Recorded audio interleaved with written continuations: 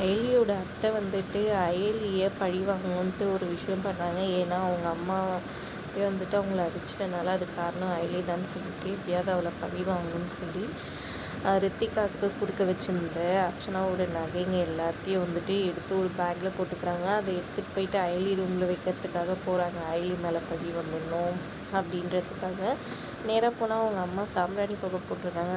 அப்படியே நைஸாக திரும்பி நின்றுட்டு வெளியே நின்றுடுறாங்க. அப்புறம் அவங்க அம்மா போன பிறகு அந்த நகையை எடுத்துகிட்டு போயிட்டு அயலியோட பீரோவை திறந்து அங்கேருந்து பேக்குள்ளே வந்துட்டு அதை போட்டு மாற்றி வச்சுட்டு அங்கேருந்து வந்துட்டு வெளியே வந்துடுறாங்க. ஒரு பக்கம் இங்கே அயலி, சிவா, அப்புறம் அவங்களோட ஜூனியர்ஸ் 2 பேரும் வந்துட்டு போயிட்டு ப்ரூஸ்லியை பிடிக்கிறதுக்காக போகிறாங்க. நீங்கள் எல்லோரும் ஒரு பக்கம் போங்க, நான் வந்துட்டு பேக் சைட்லேருந்து வீட்டுக்குள்ளே போகிறேன். இன்றைக்கி அந்த ப்ரூஸ்லியை உயிரோடு பிடிச்சாகணும், அவனை வச்சு தான் அந்த வர்மாவை பிடிக்க முடியும்.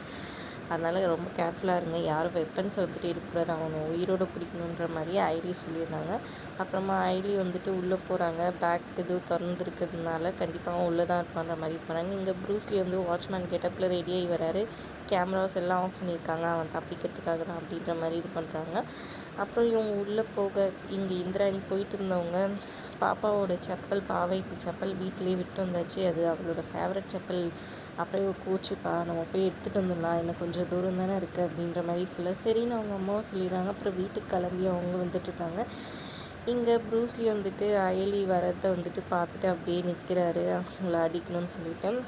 கரெக்டாக கண்ணாடியில் இதை பார்த்துடுறாங்க. அயலியை பார்த்துட்டு அயலி வந்துட்டு அவரை வந்துட்டு துப்பாக்கி முனையில் பிடிச்சிறாங்க. என்கிட்டவே இது பண்ணலான்னு பார்க்குறியா, போதும் வா போகலாம் அப்படின்ற மாதிரி கூப்பிட்றாங்க. உன்னை வச்சு தாண்டா அந்த வர்மாவை பிடிக்க போகிறேன்னு சொல்ல டாக்கான்னு ஒரே செகண்டில் அயலிக்கிட்ட இருந்த துப்பாக்கி அவரு பிடுங்கிட்டு நெத்தி பொட்டில் வச்சுட்டாங்க. நீ என் பாஸை பிடிக்க போறியா, அவர் எவ்வளோ பெரிய ஆள் தெரியுமா, உன்னை என்னையே பிடிக்க முடியல, நீ எல்லாம் என் பாஸை பிடிப்பியா, உன்னை பற்றி அவ்வளோ பில்டப் பண்ணார். சரி இங்கேப்பா செல்ஃபி எடுத்து என் பாஸ்க்கு அனுப்ப போகிறேன், இங்கே போஸ்கடுன்றாங்க. அப்படி கோவத்தில் கண்ணை மூடி அயலி வந்துட்டு டக்குன்னு அவங்க அம்மாவை யோசித்து பார்த்து, அவங்க அம்மா சொன்னதெல்லாம் யோசித்து பார்த்து டக்குன்னு அந்த ரவுடியை அடித்து அப்படியே இது பண்ணாங்க. அப்புறம் சிவா வந்துட்டு யோசிச்சுக்கிட்டே இருக்கிறாரு. கரெக்டாக இந்திராணி கார் வரதை பார்த்து இந்திராணி வராங்க, சீக்கிரம் அங்கேருந்து கிளம்பு அயலி அப்படின்ற மாதிரி சொல்கிறாங்க. அப்புறம் துப்பாக்கி வச்சுட்டு அந்த ரவுடியை மிரட்டிகிட்டு இருக்க சிவாவும் உள்ளே வராரு கடகடன்ட்டு இந்திராணிக்கு முன்னாடி வந்துட்டு. அப்புறம் அந்த ரவுடியை வந்துட்டு அவர் பிடிச்சி இழுத்துக்கிட்டு வராரு. ஒரு பக்கம் கரெக்டாக வந்துட்டு ரூம்குள்ளே வந்து ஒளிறாங்க. அது கரெக்டாக இந்திராணியோட ரூமாக தான் இருக்குது.